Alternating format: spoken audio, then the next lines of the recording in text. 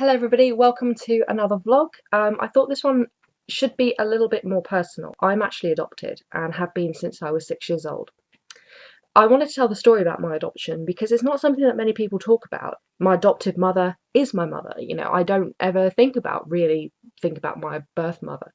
But I thought I'd better tell my story and see if anyone else can relate to it and what my feelings are about people who want to know who their real parents are and how I feel about that personally. You may disagree completely with everything that I'm saying, but these are just my personal views. Everyone is entitled to their opinion, so I just wish to express mine. My birth mother was married and had a son, and she either divorced or split up, I don't know what happened, had 2 more relationships and had a daughter by each of those relationships. I am the second of those 2 daughters. My half-sister is a year and 11 months older than me. My half-brother is 7 years older than me. His family took him in when my birth mother became ill. She was diagnosed bipolar, which back in the 80s would have been called manic depression, and she was also addicted to medication. When I was growing up, every time I asked why was I taken away from my birth mother, I kept hearing the same 2 words repeatedly. Those 2 words were couldn't cope. That's it. I was just told she couldn't cope, couldn't cope, couldn't cope. I kept hearing that, and I didn't understand what it meant, and I didn't understand the full extent of her problems. And I was taken into care when I was 10 months old with my half sister. As I said, my half brother went back with his family. My half sister and I were split up a few times. She was taken to many other homes.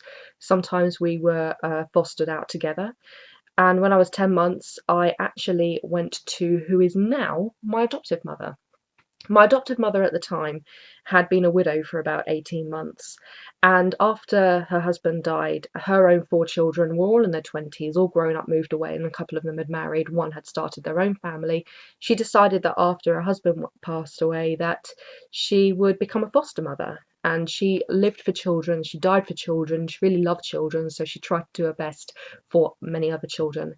My sister and myself were 2 of many different children whom she fostered.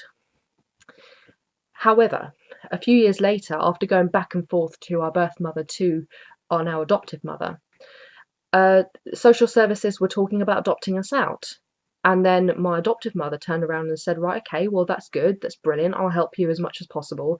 My adoptive mother found out that we were going to be adopted out to separate families. She said, absolutely no way, you can't do that. They've lost their fathers, they've lost their mother, they've lost their brother. You can't let them lose each other. They have to be adopted together. Social services wouldn't have it. So therefore, who's now my adoptive mother said, okay, I'll adopt them together. And one of her grown-up daughters said, and if mum can't have them, my husband and I can have them, because she unfortunately couldn't have children. She was willing to adopt us both together if our mother couldn't. The actual adoption took a long time to go through. It was in October 1990. I wasn't far off my 7th birthday. As far as I was concerned, even for years up until that point, that woman was my mother. I called her mum, she was my mum. As I said, she had 4 grown-up children, and a few of them were already married, and one and a few others at this point had started their own families. I have 9 nieces and nephews, only one of whom is actually older than me. I have 2 great nephews and a great niece. Being adopted had its drawbacks. Not everyone in the family did accept me or my sister. It was them and us. It was mum's biological children and us. Her biological children were technically our brothers and sisters. Not all of them saw it that way. However, as their children were growing up, they did accept us in the family. We had a big family. But over the years, I've drifted away from them. I was very, very much misunderstood by them. I didn't understand them. We had different views and different ways of handling matters, and it was obvious that my social skills weren't brilliant. And of course we know that, since I've been diagnosed with autism, at the time I was just seen as a very rude, insolent little girl, and I used to ruin social occasions. So therefore I stopped going to social occasions. If I could wriggle my way out of it, then I would. I also wish to stress that my adoptive mother was very, very honest with us, and she never ever lied to us about where we came from. She even allowed us to keep our original name, which was a bit weird because the original name we came with was our birth mother's married name, even though her ex-husband wasn't actually our dad. But either way, I've since dropped that name. I no longer use it. I changed it by Deepole after I got married. So I had a very rocky relationship with my adoptive family. With my birth family, when I was 11, I made a conscious decision to never ever see my birth mother again, and there was a very good reason for that. She had made some threats to myself and my sister, which kind of really endangered our lives. And I had seen her probably once or twice a year at that point. I never called her mum. I always referred to her by her first name. But at that point, I decided never to speak to her again and never have anything to do with her again after making those threats. I know she was mentally ill, but for my own safety, I didn't want to. And I also believed that the past was the past. This was my family now. This was my mother. And I just wanted to move on. When I was 19, out of pure chance, I met my real father, just purely from chance. That was a weird, weird situation for me because since I was 11, I hadn't met anyone really to whom I had any kind of physical resemblance. My half sister and I look nothing like each other, nothing. We look more like our fathers. Hardly either of us took after a mother. I think I more look like my mother now than I did when I was younger. But to see my real father, that was weird. Very strange. He, as far as I'm aware as well, had some other mental health issues, and I decided that out of safety, but also just out of self-preservation, I suppose, I decided that I would not resume a relationship with him. The reason why I decided to cut my birth family or my biological family out of my life was simply because I didn't see the point in trying to get to know people whom I have never known or hadn't known for a long time, because I didn't need them in my life. I had everything I needed, and I wasn't crying out for connection to a biological family. To me, whoever you're related to physically is just incidental. We are still individual people at the end of the day, and just because you're related by blood doesn't mean you're suddenly going to be best friends and everything's going to be okay. My half sister and I don't actually get on. Sounds weird. A lot of people say you should be as thick as thieves, but really we're not. We're very, very different people. She lives up north, I live down south. We don't see each other very much and we don't talk much. But that's fine, because when we were growing up, she always did her thing, I did my thing, and that was it. But we both absolutely adore our adoptive mother. She did a fantastic job of bringing us up. Was she perfect? No. Did she make mistakes? Yes, she did. And we all do that. We all look back at how our parents raised us and pick at them and say they shouldn't have done this and they shouldn't have done that. But generally, it was really, really good. And I'm really, really grateful to her.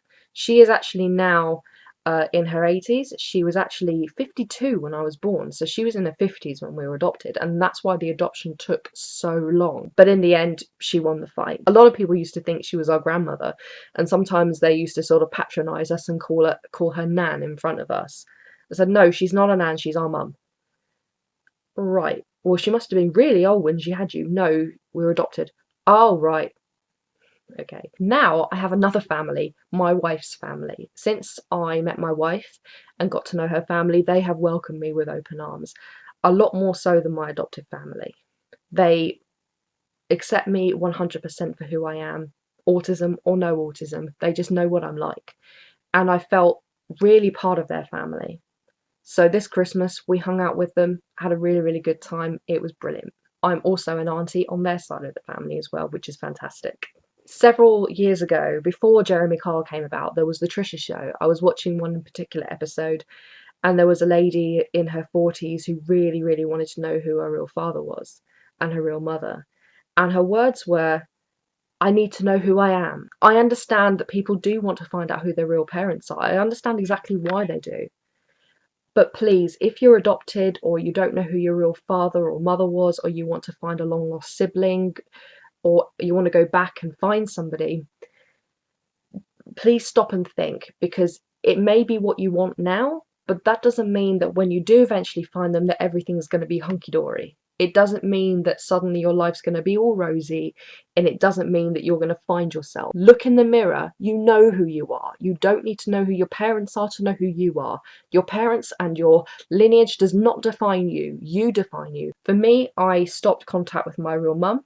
and I never ever regretted it. She died about 8 years later, and I still to this day don't regret cutting ties with her. People may say that I'm insensitive or that I should have given her a chance. Well, I don't really see that I should have.